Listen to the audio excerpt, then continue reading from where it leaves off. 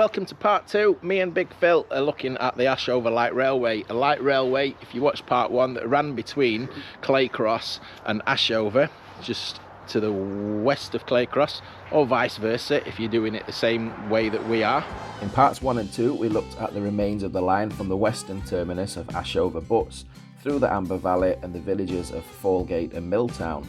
We saw the locations of some of the halts along the way, as well as numerous bridge remains and evidence of embankments. So we've cleared Ogston Reservoir now, haven't we? Hilda, or or did you say Ogston? Is it? It's Ogston, isn't it? Yeah, it's not Ogden. You just called it Ogden. Have I been calling it Ogden all day? No, that's the first time. Right. You know what I'm like with names. But the lines emerged from what is now the reservoir. Obviously, it's been severed by the reservoir, and now we've picked it up now. So we're on the run to Claycross from here. We're at Stretton. Between what is now Ogston Reservoir and Stretton, the line curved sharply to the north and ran parallel to the Midland Railway for some time.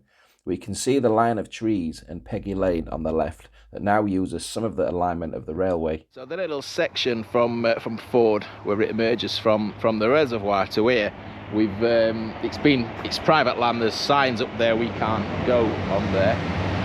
There's just near a train. We'll get to that in a minute because there is a train line just down there. And Stretton is quite an interesting spot because we had the old Stretton station. Was it halt or station here? Was it? Well, it might be considered more than a halt because yeah. it was an interchange with the main line. So it probably was a station, and it had 2 tracks, so it was a more substantial. It was a main line, main station on the line. If you think about it, an exchange point. Yeah. This one and Claycross, where you used to be able to get off at Claycross and get on a bus, was quite a busy one. This one's an interchange point. So yeah, I'd say this is a station. They actually, as well, timed the trains to meet up with the main trains on the main line here. I might just take you up here just to show you up here, because that is the Midland main line just going under the bridge just in front there. So this is the Midland main line, section between Chesterfield and Derby. So there was obviously a station here. I don't know the dates or the details, but we think it's at this side of the bridge. And I've just been mentioning this is where the lines meant there's the 2 stations very close to each other on the Ashover Light Railway. And this side. You say, Phil? I think the main line, it was this. Ah, okay, it was this side, was it? You can see, yeah. You can also see a retaining wall there, look, which could have platforms alongside there. Okay, yeah. Ah, brilliant. Does make more sense, doesn't it? Yeah, and I'm sure the narrow gauge was on the other side of the road, which doesn't make that much sense. So this exact spot there is a fantastic photograph to show you of an engine coming out of there, and you can see that. Step into the road here before this car comes. You can see this stone on the end here really well in that photograph as the line heads up down there.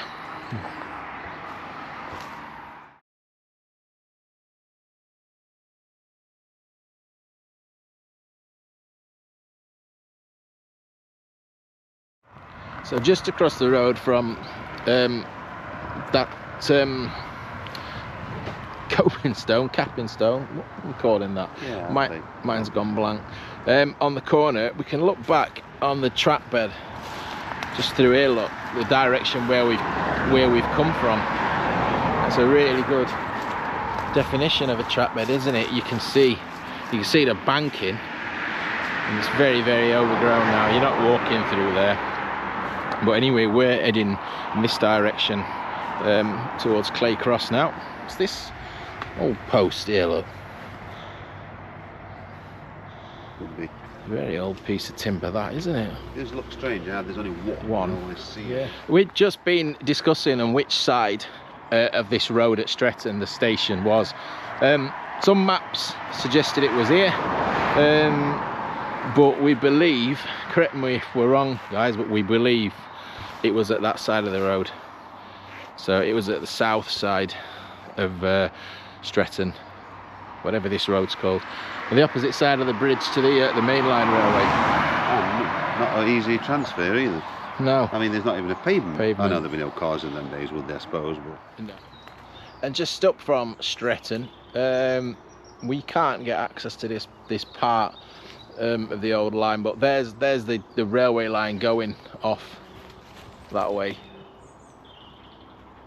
Although we've been able to see in parts 1 embankments, quite clearly defined lines. This is going to be, this section, the closer we get into the town of Claycross, it's going to be more and more difficult to see anything like that.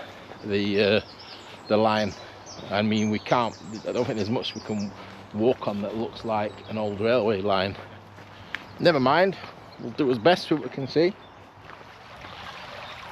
And only a few hundred yards out of Stretton, on a neighbouring public footpath, and we've picked up sight of the trackbed again. Looking, it's another bridge crossing a brook. Get over this little, just bring you down here, swing you out across. You can see that, same as what we've been. Actually, it's not the same, is it? This one's got like a, let's get you up on top. Can't really see from down there. It's like a raised platform.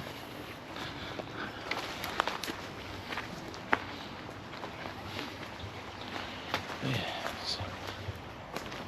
And this is the track bed again, so we're walking on the piece of the track bed just to the north of Stretton.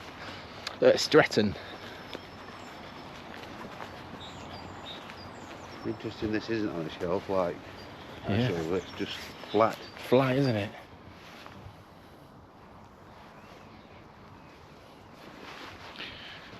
It's just on that little shelf there, the track bed, we believe.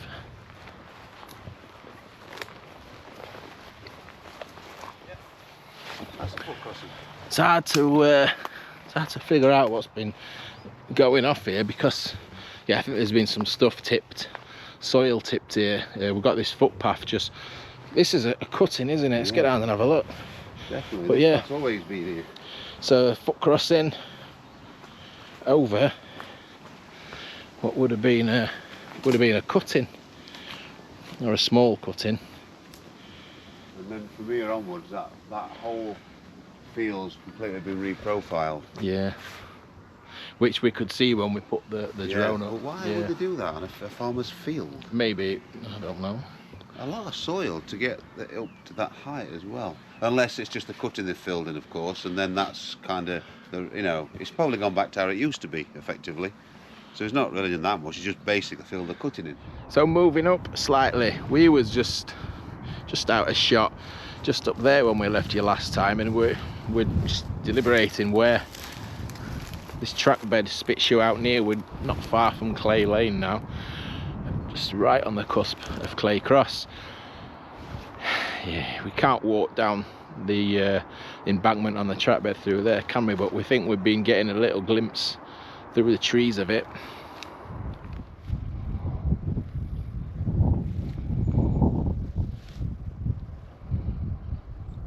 And here's the approach to Clay Lane now.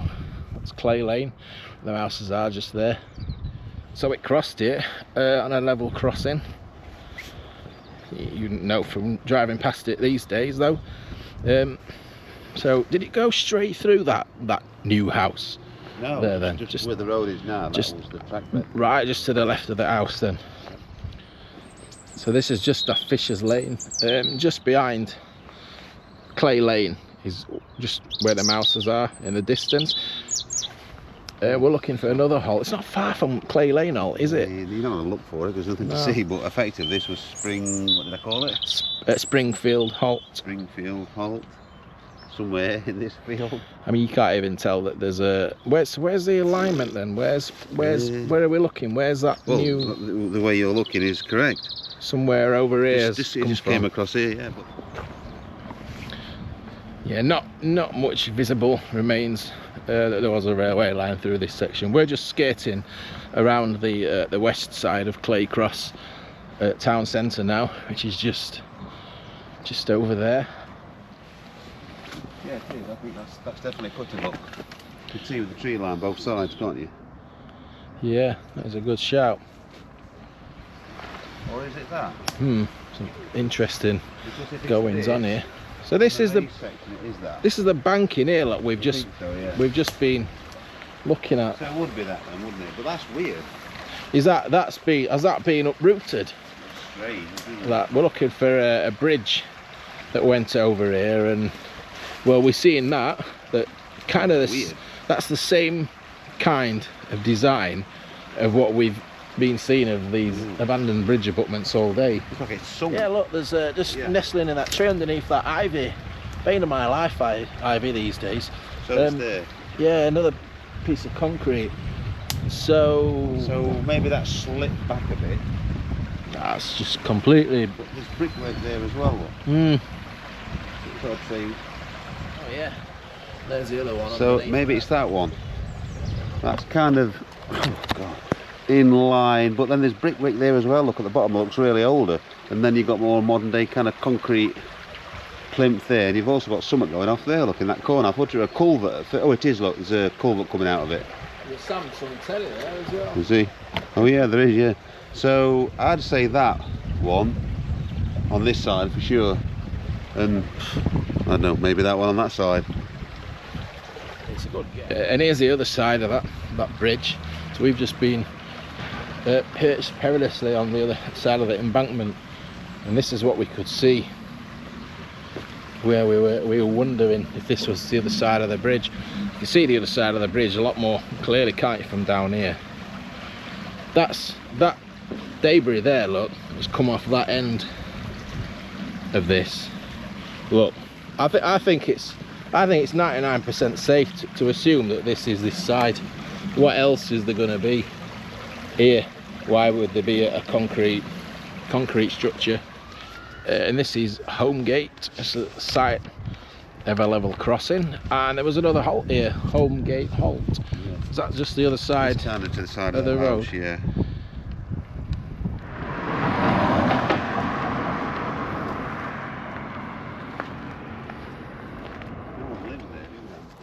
So we're on the final furlong now. That bunch of vegetation you can see just there, that's the line curving round. It's curving up towards Derby Road. I think overgrown is a bit of an understatement.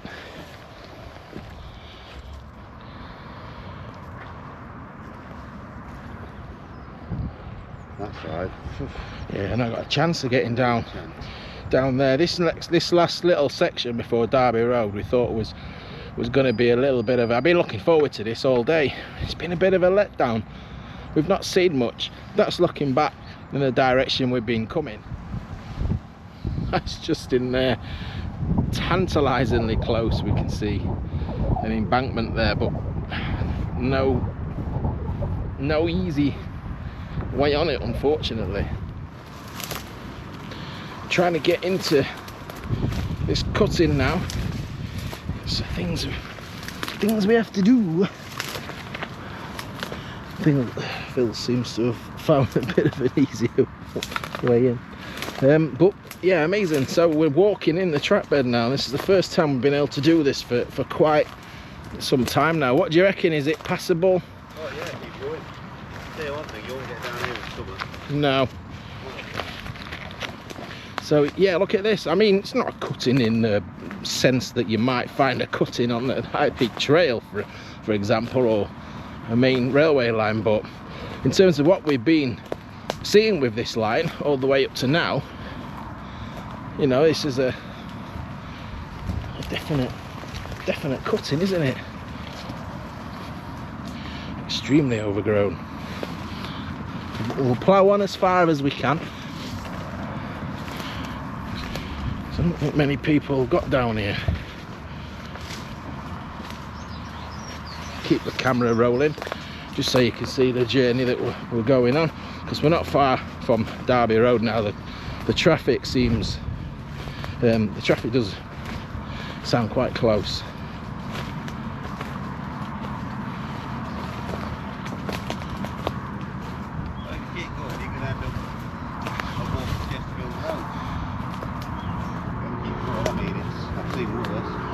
How do we get out of here now? Back again. Would appear so. Just looking at a photo as we're stood on here at the minute, that's what's presenting itself in front of us at the minute, so I think we've gone as far as we're going to go from there. But just look how open it is on that photograph. That was taken from the other side of the road that we're just going to cross looking back. And before it was all outcropped and everything, though, yeah. That's its natural state. I mean, there's no trees or anything on that photo, but right, well, we'll double back on ourselves and we'll get down onto the main road and show you what's left of that bridge anyway. So there is our track bed, just tantalisingly. It's gone from a cutting, we've just tried to get through that bit just here, it turns into an embankment, but no, I mean, even this time of year, even at the beginning of March, it's hard work. It's not possible. I don't think the reward is there for the effort. So, no. Last thing to show you today, if I can get in between the noise of this busy road, that embankment coming over, I call it Derby Road, I don't know if it is Derby Road. I thought it was Derby Road. It's the A61 anyway, but there is the surviving bridge abutment. This is the Pirelli Bridge.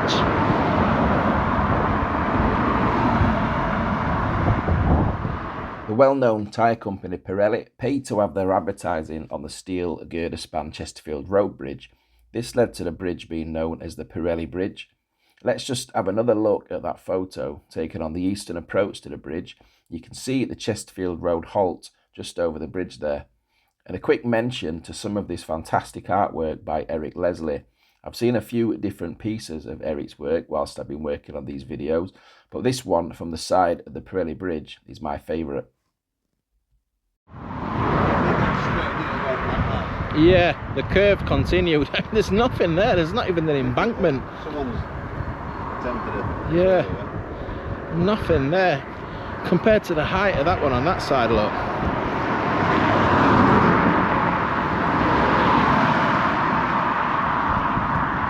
I'd been past this so many times, you know, and I was saying to Phil, I'd never noticed that till I started researching for this railway line. But yeah, great. It's so that's about the biggest piece of engineering we've seen on this line, isn't it? There was a station there as well. Oh God, there was, there was a station. There was a wooden set of stairs going up. What was Chestefield Road Station. Ah, so this is Chestefield. Yeah, Cross Chestefield Road Station.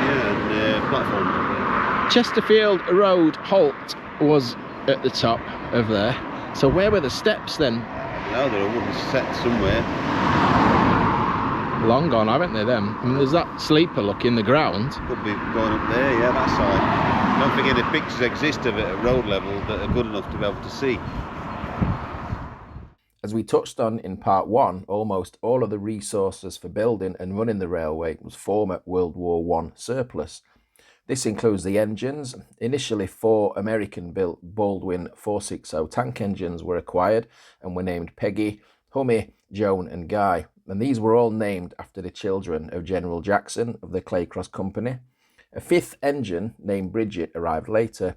There were various other locos, steam and diesel, that operated in some part of the Ashover Light Railway and quarries. None of the original Baldwin engines survive. However, of the later diesel engines was Planet, which was built in 1948 as a stopgap until the line's closure. This now resides at the Festiniog Railway in Wales, carrying the name Ashover. There were 4 passenger coaches that were used on the line. We'll have more on this in a future video. The railway's eastern terminus and headquarters were at the Claycross workstation, known as Claycross and Egstow. This was the only station/halt on the line that had electricity. Of course, the Claycross works were the reason the railway existed. The Claycross Company was formed by George Stephenson way back in 1837. A household name even these days, and we see so many links to George Stephenson and the Claycross Company in other places that we visit. A vast complex within the town which changed hands several times, but you'll be hard pressed to find any remains of the company or works in Claycross these days, other than nods to the local history. However, with the existence of the Claycross Tunnel, which passes right underneath the town, there'll probably always be a lasting legacy for George and the pioneering company he established. So that's the Ashover Light Railway. We've seen such a contrasting two parts of that video. That beautiful countryside this morning, and then the more suburban industrialised urban sprawl. Yeah. Got more muddy on this last mile than in the entire Terrible. 6 miles of the line. Don't do this one in winter. No. Oh, it nearly is. Well, you'd struggle seeing much in summer though. That's the only thing. But well, there we go. I hope it's documented, this line, sufficiently. Cheers to Big Phil for all. He's done a lot of research and that. He's come out with printed sheets and that. I do appreciate it. I can't remember everything these days, you know. It doesn't go unnoticed, you know. It is massively, eternally grateful. So cheers for watching. I hope you've enjoyed it. Thanks to all my members, people who bought me a coffee, anyone who sent me those super thanks things. Take care. We'll see you soon.